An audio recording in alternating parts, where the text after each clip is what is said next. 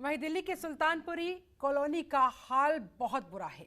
यहाँ नाले ओवरफ्लो हो रहे हैं, जिसे लेकर RWA सोसाइटी के लोगों को काफी परेशानियों का सामना करना पड़ता है। कई बार इसके मद्देनजर शिकायतें भी की गई, लेकिन कुछ नहीं सुना गया। ये रिपोर्ट देखिए।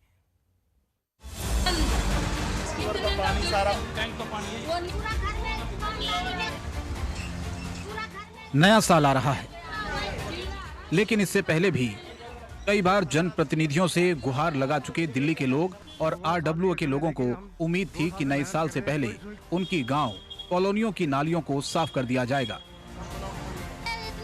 उनकी नालियों, सीवरों के ओवरफ्लो और सड़कों को ठीक कर दिया जाएगा, लेकिन ऐसा नहीं हो पाया। सिर्फ आश्वासन ही मिलता रहा। RWA विकास मंच सुल्तानपुर कॉलोनी और स्थानीय लोग प्रशासन से गुहार लगा रहे हैं। तस्वीरों में आप देख सकते हैं कि खटाना मार्केट में जगह जगह नालियों का पानी भरा हुआ है। नालियां ओवरफ्लो हो रही हैं और गंदगी के कारण सड़कों पर पानी आ गया है। उधर सड़कों की जर्जर हालत के कारण लोगों को बड़ी दिक्कत का सामना करना पड़ रहा है। लोगों को रोज गंदे पानी की बदबू का सामना करना पड़ रहा है और दुकानदारों की दुकानदारी पर भी बड़ा फर्क पड़ रहा है। ग्राहक गंदगी के कारण नहीं आते और किराया निकलना भी बड़ा मुश्किल होता जा रहा है। क्या नाम है आपका? चमेली। कब से प्रॉब्लम आ रही है ये तो 2 साल से ऐसा ही हो रहा, महीना में 6 महीना में, और अब तो 2-3 महीने हो गए रात दिन लैट्रिन जा रही है इधर के। हमारे जीना हराम हो रहा है, इधर बदबू आ रही है, छींटे लग रही हैं गंदे पानी की, बीमारी फैल रही है, बच्चे बीमार हो रहे हैं। सर जी, हमारी तो दुकानदारी ही खत्म हो गई है। यहाँ हर 2-4 महीने के बाद 2-4 महीने के लिए तो यहाँ पे समझिए कि गंदगी निकलती है। यहाँ पर लोगों को बोलने के बाद जितनी भी इनके मकान में है, लोग कोई सुनने को राजी नहीं है, समझे ना। और यहाँ जी कौन सा मोहल्ला है? ये मोहल्ला आपकी है आश्रम रोड, इसको बोलता है। अच्छा। आश्रम रोड बोलता है। और ये जो मकान में लोग रहते हैं, ये लोग देखते रहते हैं, लेकिन ये लोग कुछ भी समझ नहीं पाते हैं। हम लोग की बिजनेस आज ऐसी मने हो गई है कि हम लोग किराया देना मुश्किल हो गया है। बहुत परेशान हो गए। इसमें ना कोई MCD को सुनवाया, ना कोई नेता को कुछ सुनवाया जी। सबने कंप्लेंट कर दी, सब कुछ आ गया। अनिता त्यागी भी आई थी, वो भी आके चली गई। बहुत फर्क पड़ रहा है जी। इससे कोई कस्टमर नहीं आता है, गंदगी देख के कोई रुकता ही नहीं है। गंदगी इतनी, लैट्रिन वैट्रिन सब बाहर बह रही है, आप भी देख सकते हो, काफी ज्यादा हो रखा है इसके अंदर। और कुछ नहीं है इसके अंदर। हम तो ये चाहते हैं ठीक हो जाए, बहुत अच्छी बात है। कितनी दिक्कतें आती है आपकी दुकानदारी पे? फर्क पड़ता है? बहुत फर्क पड़ता है। और पानी बरसात में वैसे भी पानी आ जाता है इसमें, और इसमें सीवर नहीं निकला है। और मेरा घर गड्ढा कॉलोनी में नीचे है, ऐसा वहाँ से इधर आने में बहुत बड़ी परेशानी है। हम चाह रहे हैं एक सीवर निकल जाए, यहाँ से पानी बाहर निकल।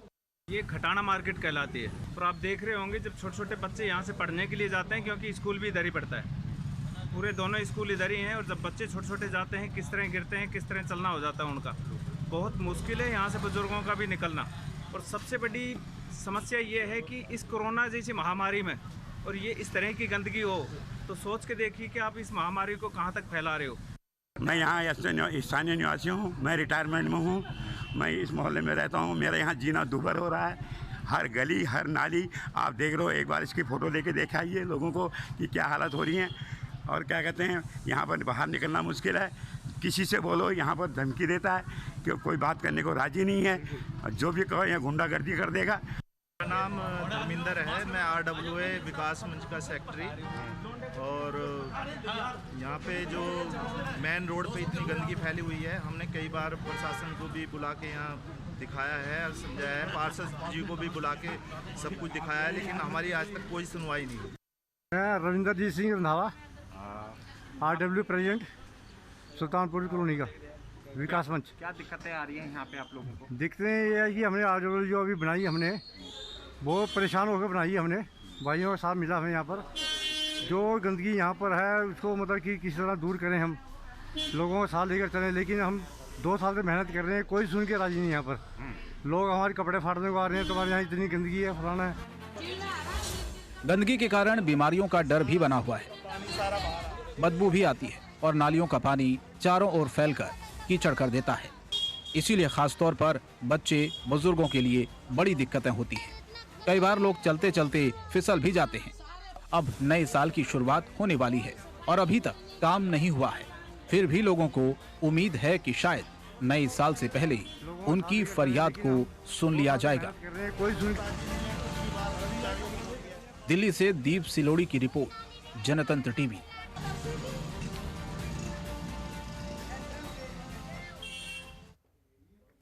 वहीं उत्तराखंड के मुख्यमंत्री त्रिवेंद्र सिंह रावत की तबीयत बिगड़ने के बाद उन्हें कल दिल्ली के एम्स अस्पताल में भर्ती कराया गया था, जहां पर सीएम रावत की हालत फिलहाल स्थिर है। दरअसल सीएम रावत कुछ दिनों पहले कोरोना वायरस से संक्रमित हो गए थे। जनतंत्र टीवी संवाददाता ने लिया जायजा। उत्तराखंड के सीएम त्रिवेंद्र सिंह रावत को 28 दिसंबर को एम्स में भर्ती कराया गया था।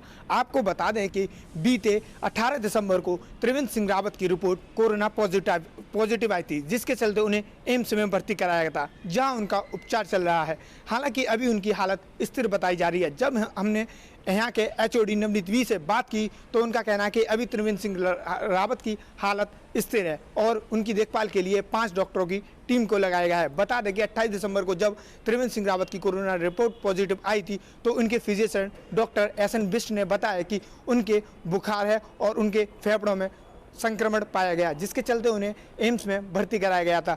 अब एम्स में उनकी हालत स्थिर बताई जा रही है और वहीं उनके बीवी और एक बेटी को भी कोरोना संक्रमण हुआ था, उनका भी एम्स अस्पताल में इलाज चल रहा है। दिल्ली से निखिल कुमार, जनतंत्र टीवी।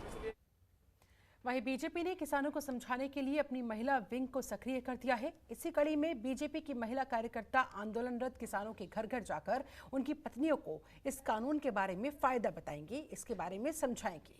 इसी को लेकर जनतंत्र टीवी के पॉलिटिकल एडिटर अखिलेश मिश्र ने महिला विंग की कन्वीनर पुष्पा चौधरी से की खास बातचीत। देखिए। किसान समस्या का समाधान सरकार वार्ता के माध्यम से तो करना चाह ही रही है, लेकिन अपने तमाम लोगों को मोर्चे पे लगा दिया गया है। ये तमाम लोग हैं जो किसानों की समस्याओं को लेकर के जनता के बीच में जाएंगे। क्या नाम है मैम आपका?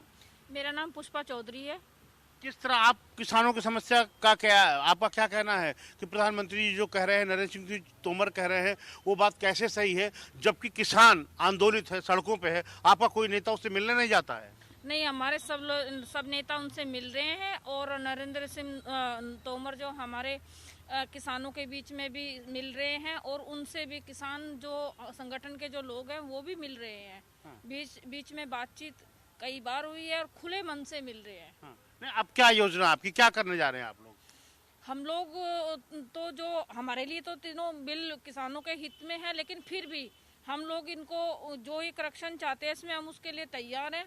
हमारे प्रधानमंत्री अब आप क्या करने जा रहे हैं? आप कह रहे हैं कि आप घर घर जाएंगे, क्या करेंगे आप? हम लोग जो हमारे माननीय नरेंद्र सिंह तोमर जी का पत्रक है उसको लेकर हम किसान महिलाओं को समझाएंगे और समझा रहे हैं कि ये जो पत्र है और ये जो बिल है सब कुछ उसमें लिखा हुआ है, उसके बारे में एक एक चीज हम उनको समझाएंगे। आप पत्नियों तक नहीं पहुंच पा रही सरकार, तो आप पत्नियों तक पहुंचेंगे आप महिला विंग के माध्यम से? जी, महिला विंग के माध्यम से हम लोग घर घर जाएंगे और उन महिलाओं को भी समझाएंगे कि ये पत्रक जो है किसान हित में है और जितने भी बिल है सब किसान हित में है। ठीक है। क्या आपको क्या लगा कि ये अब एक नया मोर्चा खुल गया कि महिला विंग को लगा दिया गया है कि जो किसान आंदोलित है उनकी पत्नियों को समझाएं? बिल्कुल, बहुत ही अच्छा कार्य है ये। महिलाएं से ही बात करके घर घर जाएंगी, किसान की पत्नियों से बात करेंगी। भाई जो कानून आया है वो किसान के हित में है, ना कि किसान के विरोध में। ठीक है। ये तमाम लोग हैं। भारतीय जनता पार्टी हर मोर्चे पे चाहती है किसानों की सिंपैथी ले और ये बताए कि जो कानून सरकार ने बनाया है वो कहीं से कहीं तक किसानों का विरोधी नहीं है।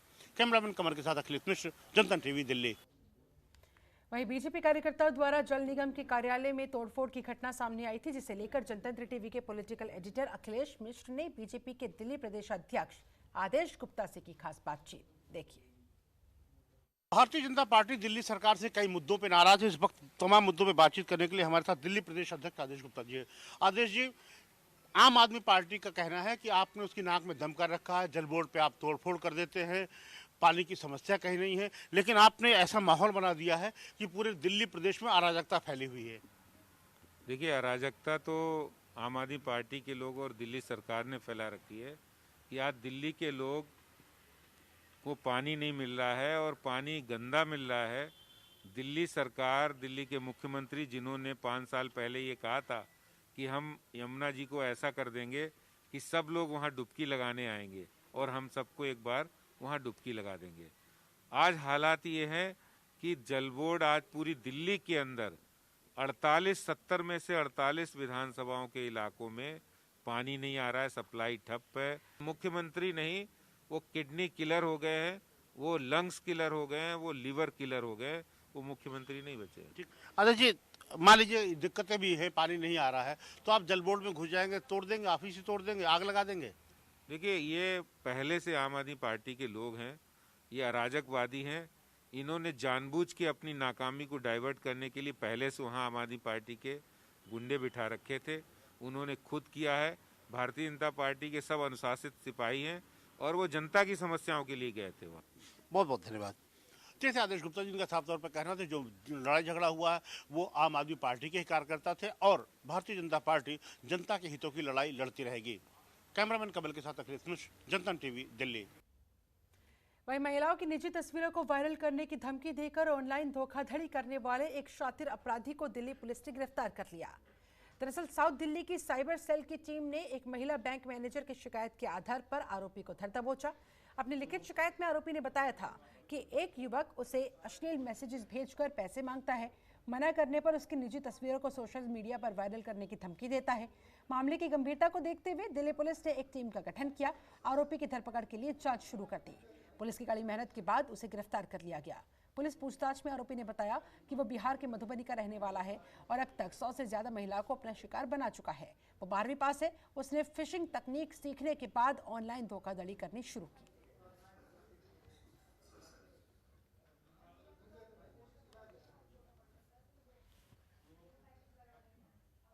राजधानी दिल्ली में चोरों के हौसले बेहद बुलंद और इस बात का अंदाजा इससे लगाया जा सकता है कि पुलिस का बदमाशों में कोई डर, कोई खौफ नहीं रह गया है।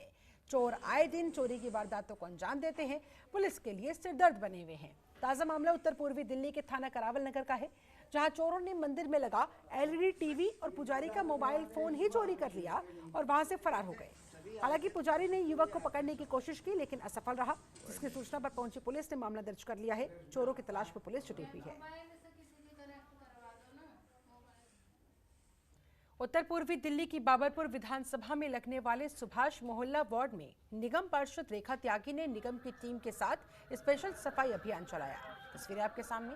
इसके साथ ही उन्होंने लोगों को डेंगू, मलेरिया, चिकनगुनिया और कोविड-19 जैसी बीमारियों के प्रति जागरूक करने का काम किया। इस मौके पर जनतंत्र टीवी से बात करते हुए निगम पार्षद रेखा त्यागी ने बताया, उनका वार्ड काफी बड़ा है, ऐसे में जब भी उन्हें मौका मिलता है, समय लगता है, एक एक क्षेत्र में जाते हुए स्पेशल ड्राइव वो चलाती हैं, जिससे लोगों को ब्लॉकेज की समस्या ना झेलनी पड़े। तो देखो, वार्ड तो बहुत बड़ा है ये, लेकिन जैसे ही मुझे मौका लगता है तो थोड़ा थोड़ा एक एक एरिया को पकड़ लेती हूँ, जिसमें स्पेशल ड्राइव चलाई जाती है सफाई को लेके। ये सुभाष मोहल्ला के अंदर है, गली नंबर 13 बटे से 1, 2, 3, 4, 9, 10 इस तरीके से है ये नॉर्थ कोटा की। तो यहाँ पर एक नाला है, उस नाले में बहुत पूरे इलाके का पानी जाता है, तो उसमें आए दिन ब्लॉकेज हो जाती है। उसको ध्यान में रखते हुए यहाँ ये ड्राइव चलाई है। ये नाला आज भी साफ हुआ है, कल भी होगा, परसों भी होगा। लगातार 3-4 दिन तक इस नाले पे special drive inspector Dinesh ji चलवाएंगे और कई सारे कर्मचारी यहाँ काम करेंगे, नाला गैंग भी लगेगा।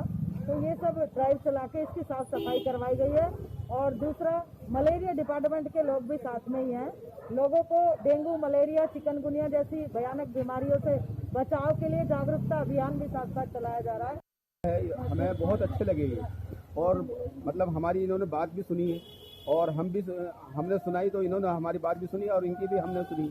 मगर ये है कि जिस तरह से ये अभियान चला आज, अगर ये इसी तरीके से रोजाना चले तो इतना कूड़ा वगैरह या गंदगी नहीं हो सकती। अब हम इन लोगों को कहते हैं, हम तो इनका शुक्रिया अदा करते हैं कि इन लोगों ने आज हमें इतना मौका दिया है कि भाई हम इनको देख रहे हैं हमारे महल्ले में। हमें उम्मीद है कि आगे भी ये अच्छा काम करेंगे। साफ सफाई बहुत अच्छी होती है जब से आई है, जब से खूब अच्छा काम हो रहा है। तो आगे भी उम्मीद रखते हैं इस तरीके से ही। जी जी जी। साल 1975 में एक फिल्म आई थी जिसका नाम था शोले, जिसमें जय वीरू की दोस्ती ने दर्शकों को खूब लुभाया। इस याराने की जमाने ने दर्शकों तक कसमें खाई, लेकिन साल 2020 जाते जाते लोगों का दोस्ती से विश्वास उठ गया है और वजह है दिल्ली के प्रेमनगर इलाके से आई वो तस्वीरें जो आपके चेहरे पर भी शिकन ले आएंगी। ये रिपोर्ट देखिए।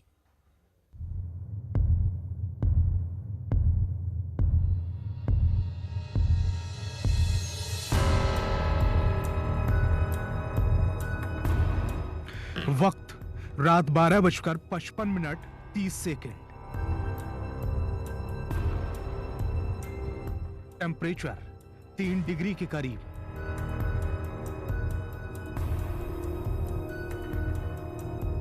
स्याह रात का अंधेरा, सड़कों पर बियावान सन्नाटा। दूर दूर तक ना आदमी ना आदमजात। चारों ओर सिर्फ खामोशी ही खामोशी। दिल्ली के रोहिणी इलाके के प्रेमनगर से आई इन तस्वीरों में यहां तक सब सामान्य है, बिल्कुल नॉर्मल। लेकिन तभी स्याह रात के सन्नाटे को चीरती एक स्कूटर गुजरता है और तस्वीरों में कुछ अटपटा सा महसूस होता है। जी हां, अटपटा। गौर करिए इस पहली तस्वीर पर। क्या यह तस्वीर सामान्य है? इस दूसरी तस्वीर पर गौर करिए। क्या कुछ अटपटा नजर नहीं आ रहा? इस तीसरी तस्वीर पर भी गौर करिए। अब भी सब कुछ सामान्य नजर आ रहा है क्या? तो फिर इन तीनों ही तस्वीरों में ड्राइवर के पैरों की ओर गौर करिए। क्या आपको अब भी स्कूटर पर ड्राइवर के अलावा कोई और नजर नहीं आ रहा? ड्राइवर के पैरों के एकदम पास सफेद कपड़े पहने ये क्या है? बेजान जिस्म। जी हां, इस स्कूटर ड्राइवर के पैरों में सफेद कफन में यह शव है और यह शव किसी और का नहीं बल्कि इसी ड्राइवर के यार का है। मृतक का नाम रवि और स्कूटर सवार ड्राइवर का नाम अंकित।